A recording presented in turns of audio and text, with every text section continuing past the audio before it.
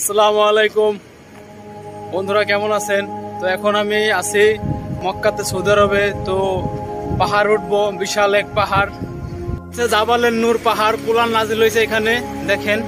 তো আপনাদের দৃশ্য তুলে ধরবো, জাবালের নূর পাহাড়। তো বন্ধুরা সাথেই থাকুন। তো পাহাড়ের উপরে আমরা এখন যাইতেছি। এর উচ্চতা প্রায় 1000 ফুট। জাবালের নূর পাহাড় পবিত্র কাবা শরীফ থেকে মাত্র 2 মাইল দূরে অবস্থিত। এর নাম হীরা গুহা হলেও বিশ্বব্যাপী জাবালের নূর পাহাড় হীরা নামে বেশি পরিচিত।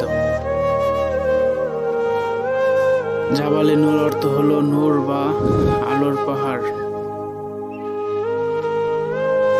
এই গুহায় হযরত জিবরাইল আলাইহিস সালাম সর্বপ্রথম প্রিয় নবী হযরত মুহাম্মদ সাল্লাল্লাহু আলাইহি সাল্লামের কাছে কোরআনের বাণী নিয়ে এসেছিলেন।